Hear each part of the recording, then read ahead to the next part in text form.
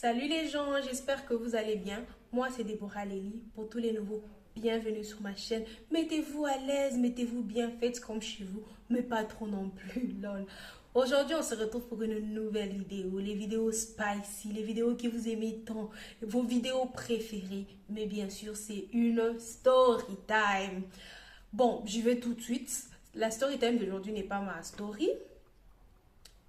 La caméra a bougé, sorry. C'est pas ma story, c'est la story de la cousine à une amie. Et dernièrement, j'étais en train de parler avec elle. Elle m'a dit, oui, je vois que tu fais aussi les stories des gens, de tes abonnés, des personnes que tu connais et tout. Si tu veux, tu peux aussi raconter mon histoire. J'ai dit, ok, quelle histoire? Parce que tu nous as raconté beaucoup d'histoires. Elle m'a dit, oui, l'histoire quand j'étais au Cameroun et tout, tu peux la raconter. Bien sûr, toutes les histoires que je raconte ici, si ce sont des abonnés ou des amis, ce n'est pas que je choisis, c'est avec leur permission que je le fais. Je peux proposer, mais si la personne refuse, je ne raconte pas. Mais pour celle-ci, j'ai le feu vert, donc let's go! Cousine de ma pote, on va l'appeler Cynthia. Voilà. Cynthia, c'est une fille unique. Elle vit avec sa mère. Quand sa maman était tombée enceinte, le papa avait refusé d'assumer, ce qui fait qu'elle a grandi seulement avec sa maman. Et au bout d'un moment, elle a eu son diplôme. Quand elle a reçu son bac, sa maman aussi en même temps, elle a aussi eu une opportunité de travail. Elles sont congolaises et la maman a eu l'opportunité de travail du côté de c'est quoi encore, du Cameroun, voilà. Quand ils sont allés au Cameroun, avant d'avoir d'y aller, la maman qui parle à Cynthia qui dit, ok, Cynthia, voilà, j'ai eu l'opportunité de travail. Si tu veux, tu peux venir me suivre au Cameroun, comme ça tu continues là-bas avec l'université. Si ça te dérange, tu peux rester au Congo et continuer. Et Cynthia était là, elle a dit, ok, moi ça ne me dérange pas, je suis partante, let's go maman, de toutes les façons, ce n'est que toi et moi, je suis habituée à être seulement avec toi. Et c'est comme ça que Cynthia sorry. Et c'est comme ça que Cynthia et sa maman sont allées s'installer au Cameroun. Elles se sont installées, tout allait bien, le travail que sa maman avait eu était vraiment un très bon travail. Tout s'est passé bien dans le meilleur des mondes. Et au bout d'un moment, Cynthia s'est inscrite à la fac, tout allait très bien. Elle a fait la rencontre d'une fille qu'on va appeler Meta, c'est simple, qu'on va appeler Meta.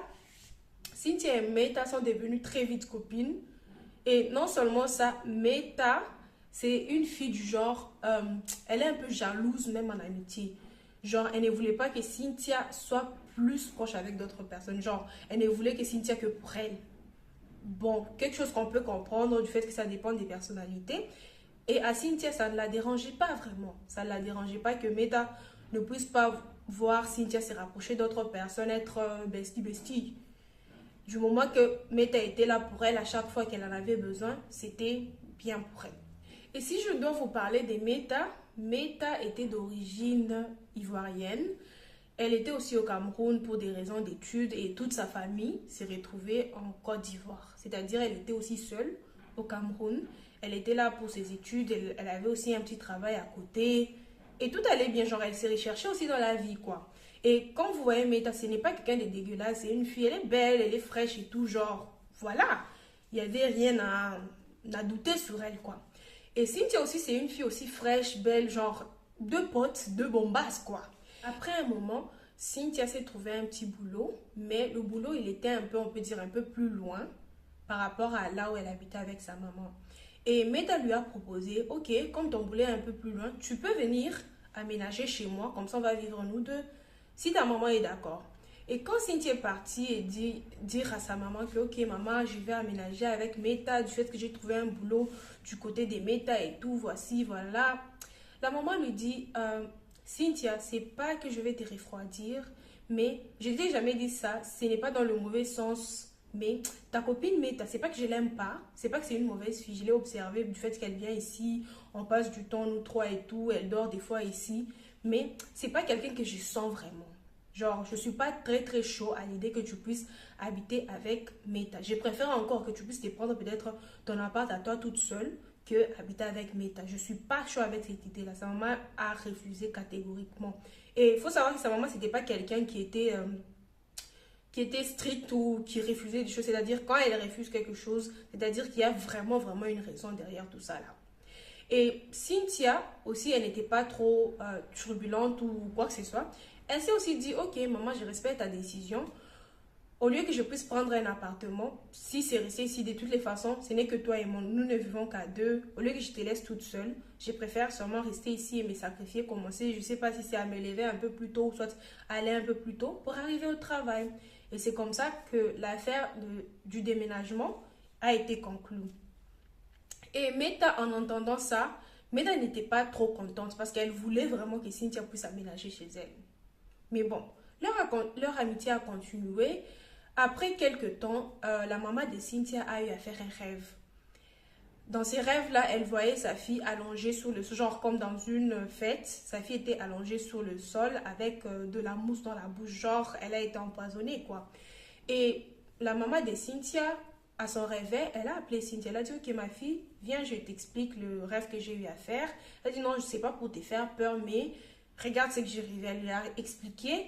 Et ensemble, elles ont pris le temps de prier, elles ont pris le temps de jeûner, je ne sais pas, une semaine pour jeûner, prier par rapport à cela. Et elle a aussi dit, sa maman a aussi dit à Meta que, juste fais attention, ça peut être au travail. Oui, j'ai vu que c'était dans une genre de fête, mais il se peut que ça puisse être au resto, au travail, peu importe, mais sois juste prudente là où tu vas. Et Cynthia qui dit, ok maman, d'accord, quand elle sortait, elle était toujours prudente. Comme je vous ai dit, la maman de Cynthia, c'est quelqu'un qui n'est pas trop derrière sa fille, en fait. Qui laisse vraiment vivre sa fille. Elle donne les conseils qu'elle a à donner et c'est sa fille elle-même qui prend ses choix, en fait. Et elle pouvait sortir, elle pouvait aller à des fêtes, mais Cynthia aussi, c'est pas quelqu'un qui était trop turbulente du fait qu'elle avait quand même une conscience et tout.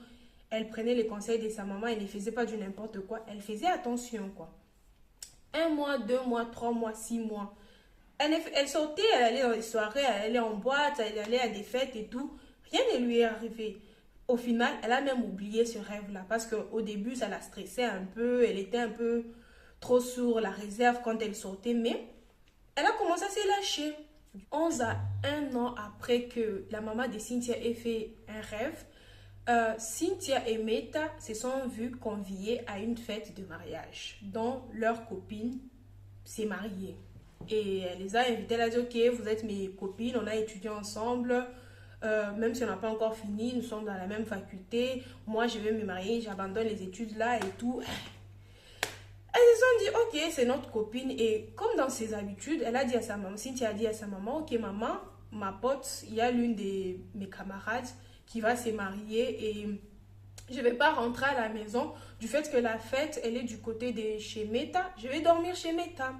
Sa maman aussi qui lui dit, ok ma fille, il n'y a pas de souci, mais fais juste attention à toi. Genre, elle aussi, elle avait déjà oublié l'idée du poison, mais elle avait l'habitude juste de lui dire, fais juste attention à toi, sois juste prudente. C'est qu'elle avait l'habitude de lui dire.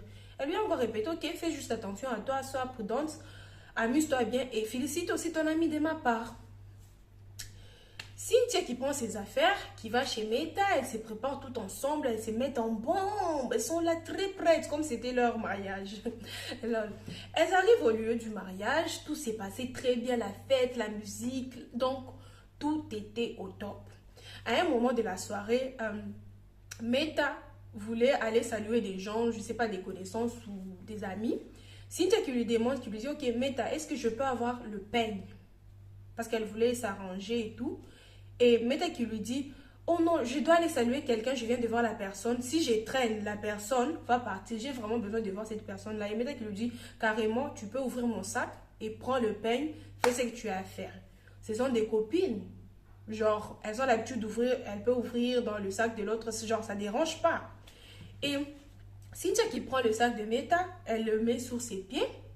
Et vous savez déjà, dans les mariages, ça dépend des mariages, mais dans les mariages, généralement, comme on place les gens, c'est une table ronde et il y a des gens tout autour. Et Cynthia et Meta ne sont venus qu'à deux. Et à côté de Cynthia, il y avait une dame qu'elle ne connaissait pas forcément. Et à côté de Meta, il y avait quelqu'un que les deux ne connaissaient pas forcément. Du fait qu'elles ne sont venues qu'à deux. Et elle a pris le sac de Meta, elle a mis ça sur ses jambes, elle a ouvert en cherchant dans le sac de Meta, en cherchant le peigne. Elle a trouvé un petit truc, un petit paquet là, un peu chelou, renfermé sur lui.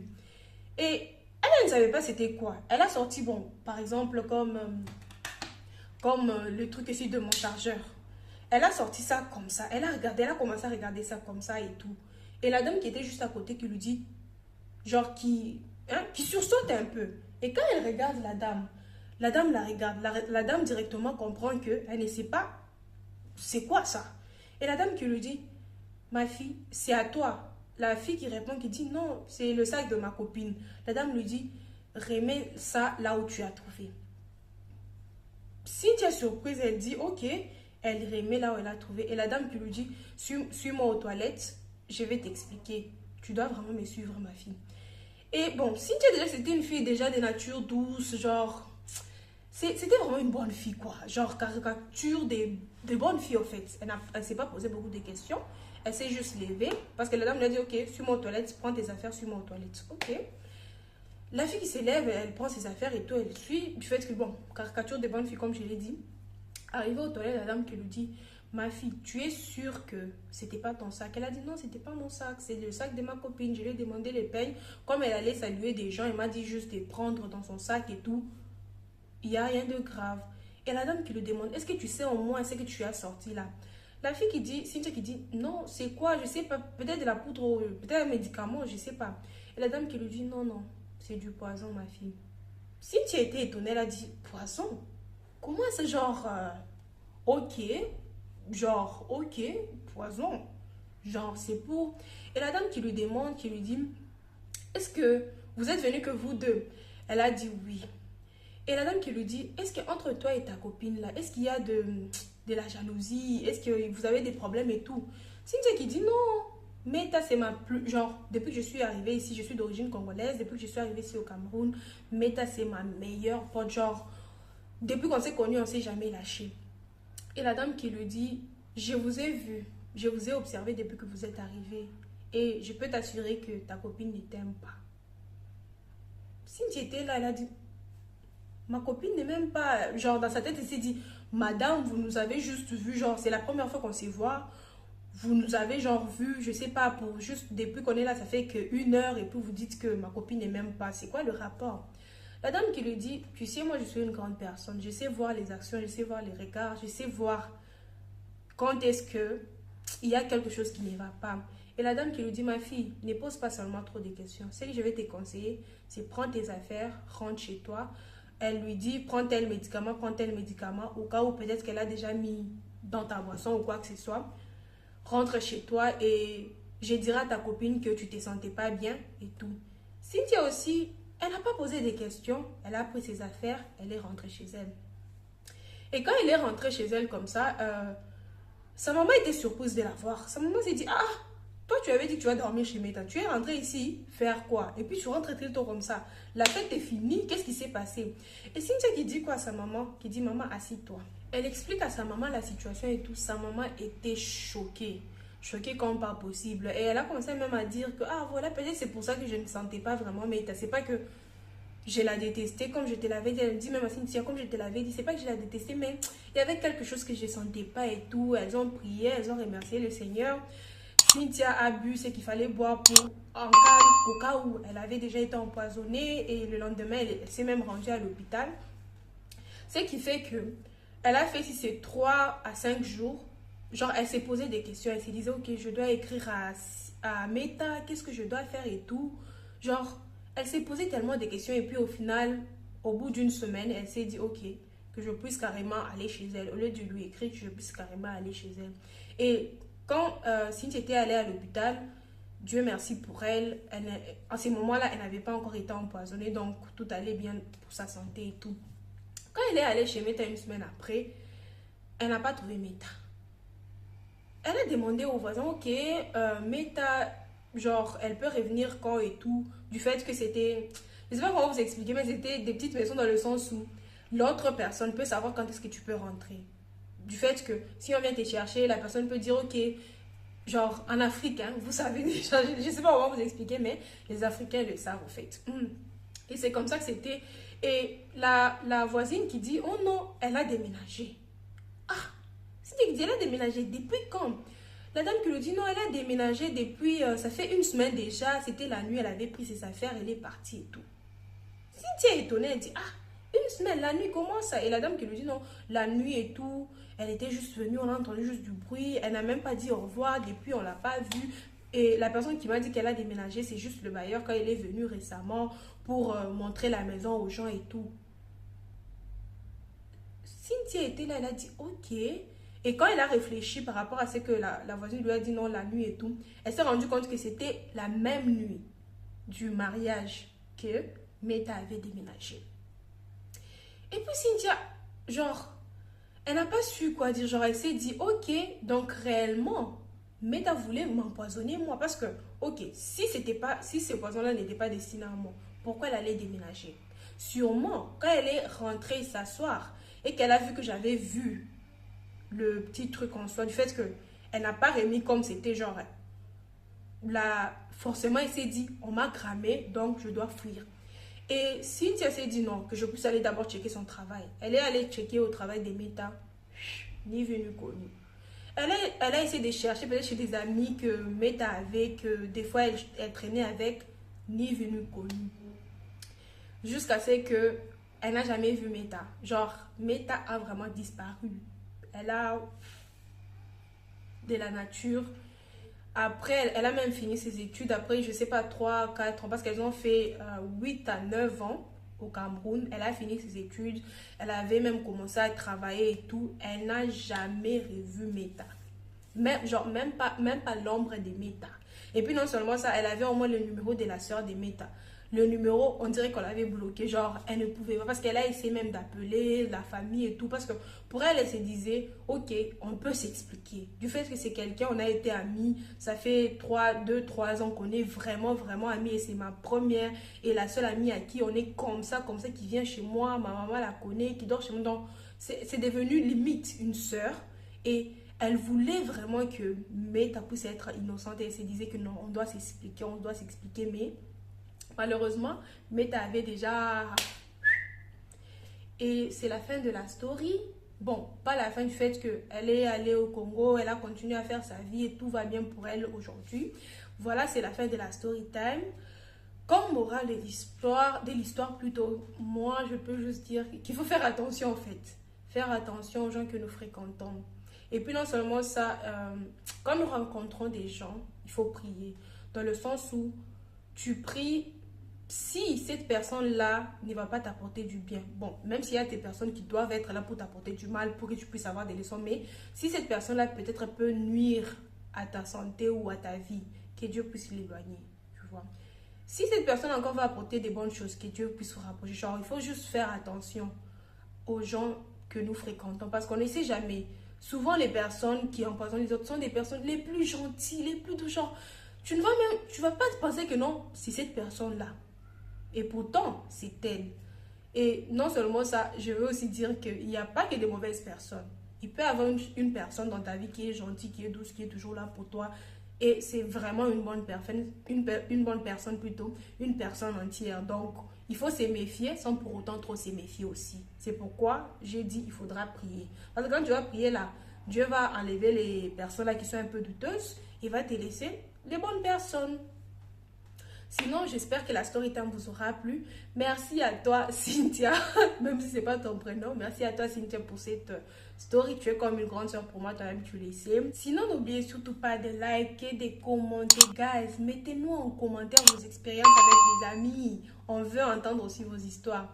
Et aussi, partagez. Parce qu'ici, on n'est pas égoïste. Non, non, non, guys. Et aussi, il faut s'abonner. Guys, vous êtes nombreux à regarder les vidéos, mais vous ne vous abonnez pas. Pourquoi? Il y a quoi même? Faut arrêter ça là. Et puis aussi, mes sources sur mon Instagram, je vais vous mettre là ou là.